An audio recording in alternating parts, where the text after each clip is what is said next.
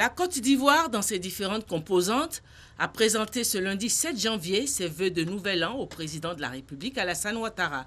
Dans la salle des pas perdus du palais présidentiel, le vice-président Daniel Kablan-Duncan a ouvert le cortège des vœux au président de la République, suivi par le président de l'Assemblée nationale, Soro Kibafouri Guillaume, le président du Sénat, Jano Aoussou Kouadio, puis le Premier ministre, chef du gouvernement, ministre du budget et du portefeuille de l'État, Amadou Gon Coulibaly.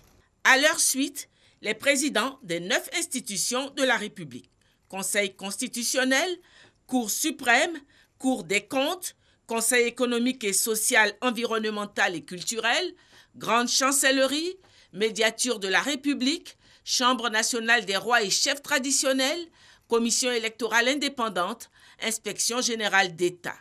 Les 36 ministres du gouvernement ainsi que les 5 secrétaires d'État ont présenté à leur tour leurs vœux au président de la République. Ce groupe en tête a fini son tour par la présentation des vœux des gouverneurs du district autonome d'Abidjan et du district autonome de Yamoussoukro.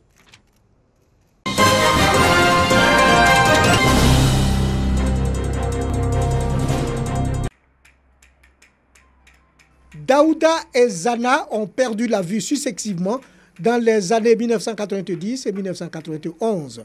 Grâce à l'écriture braille, ces 2 malvoyants ont pu, pour le premier, poursuivre les études et pour le second, exercer le métier d'enseignant.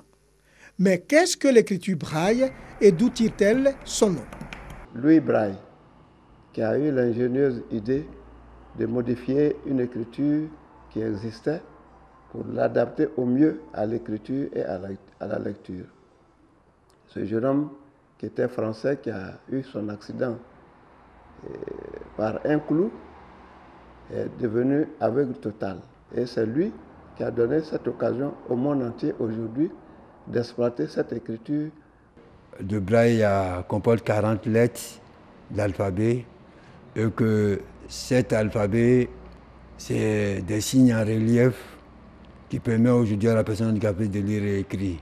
Et elle s'écrit de la droite pour aller vers la gauche et se lit de la gauche pour aller vers la droite. Le braille, écriture universelle, est utilisé tant pour les textes que pour les mathématiques. Un système d'écriture dont l'utilisation nécessite des outils comme le poinçon et la tablette pour les écrits et l'abac pour les calculs. L'Institut des aveugles pour la promotion ivoirienne dit merci à la RTI. Si nous comptons 1, 2, 3, 4, pour dire 5, nous allons faire remonter les 4 et en même temps faire monter la boule du bas qui fait 5. N'eût été la réadaptation au braille, moi j'allais retourner m'asseoir au village, sinon prendre une retraite anticipée. Mais l'Institut m'a permis de m'affirmer, de confirmer ma capacité de participer au développement de la nation. Les personnes vivant avec handicap visuel veulent prendre une part active dans le développement de la Côte d'Ivoire, d'où leur appel aux autorités pour la construction de structures d'encadrement et de formation professionnelle. La Côte d'Ivoire compte près de 100 000 malvoyants pour 2 millions de personnes à mobilité réduite.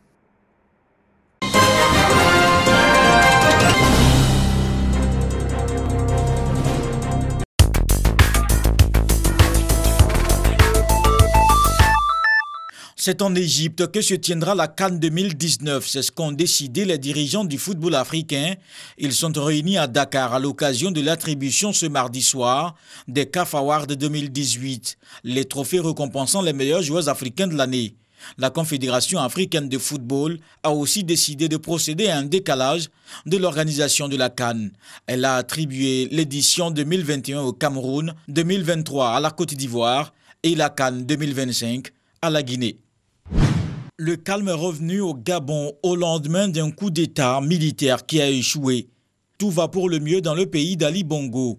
Cette tentative de putsch condamnée unanimement par l'ONU, la France et l'Union africaine est quasi inédite au Gabon, petit pays d'Afrique centrale d'1,8 million d'habitants. C'est aujourd'hui que Madagascar connaîtra officiellement le nom de son président pour les 5 années à venir. Une cérémonie qui aura lieu dans un climat tendu. Le candidat Ravalomanane, annoncé perdant par les résultats provisoires de la CENI, n'a cessé d'affirmer depuis le second tour l'existence de fraudes massives.